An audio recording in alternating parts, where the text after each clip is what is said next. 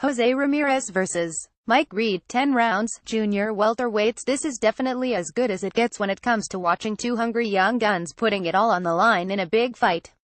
California's Ramirez pictured will have the upper hand against the also unbeaten Reed, 212 KOs in a fight for a regional WBC belt, and the outspoken farmers' rights activist will also be motivated by his fight to raise awareness on a number of subjects ranging from immigration to the right to the use of water. Granted, holding the moral high ground will not be enough for Ramirez' 215 KOs to be the instant prohibitive favorite for this fight, but with the emotional support of his people at ringside it is hard to see Reed scoring an upset. Read a full preview of this fight here at thesweetscience.com. Artur Beterbiev vs. Enrico Colling, 12 rounds, vacant IBF light heavyweight title. Beterbiev, 110-11 KOs, has been called the 175 pounds GGG, and he could very well continue feeding that notion against Germany's Colling, 231-6 KOs in a relatively low-risk fight that could yield huge results for the Russian-Canadian co-artist if he manages to convincingly grab a piece of the light heavyweight crown with this victory. As a former Olympian with more than decent boxing skills, Colling will not be an easy task if he chooses to box from a distance and manages to outmaneuver the bull-rushing Beterbiev, but the likelihood of an upset is very low given Beterbiev's unstoppable march as a pro up to this point. What to look for in this fight? Beterbiev's chances of being stopped by Colling are slim to none, and my bet is that we will see him take the fight to Colling from the get-go to look for another highlight reel stoppage that will surely kickstart his championship run. Uniondale, NY, Saturday, November 11th. Daniel Jacobs vs. Luis Arias, 12 rounds, middleweights. The Miracle Man is back, and he is on a mission to finally reclaim his place as one of boxing's most promising practitioners. For years, Jacobs' 322-29 KOs was thought to be the next big thing, only to have his plans derailed after a heartbreaking loss to Dmitry Pirog followed by a devastating cancer diagnosis. But the Brooklyn native clawed his way back into life and into his previous contender status, and his loss against Gennady Golovkin last year only made him stronger in a defeat that many observers thought was completely undeserved. Against a modest but solid opponent like the unbeaten Arias' 189 KOs, Jacobs will seek to re-establish himself as an attraction in his home state and finally earn consideration for bigger and better paydays and matchups. Success couldn't possibly happen to a scrappier guy. What to look for in this fight? Jacobs was once considered pound-for-pound material, and if he finally fulfills his promise, still plenty of time to do it, he could join fellow 160-pounders Canelo and GGG in the mythical list, and insert himself into a potential three-way war that could be historic.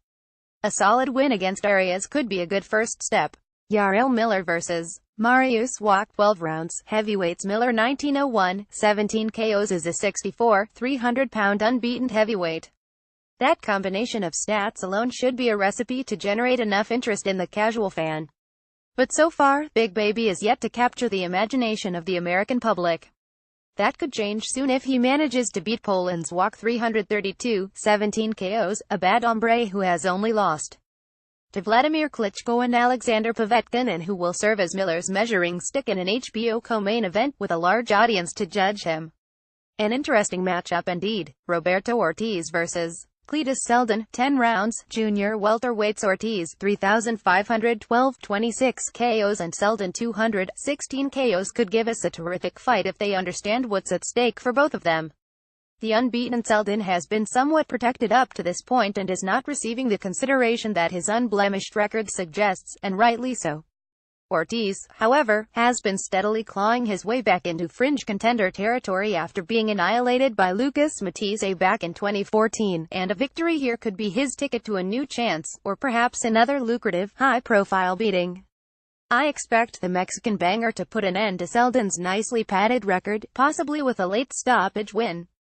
Edinburgh, Scotland, Saturday, November 11th. Josh Taylor vs.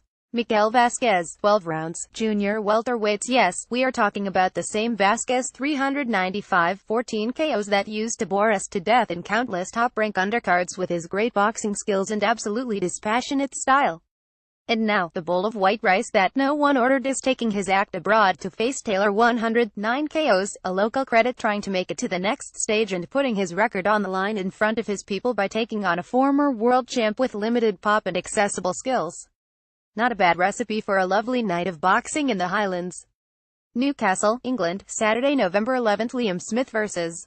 Liam Williams, 12 rounds, junior middleweights. The rematch of last year's Battle of the Liams, this time for a chance to become the mandatory contender for the WBO 154 pounds belt, could easily become the second installment of a trilogy if these two continue to build upon the mutual dislike that turned their first encounter into an instant classic.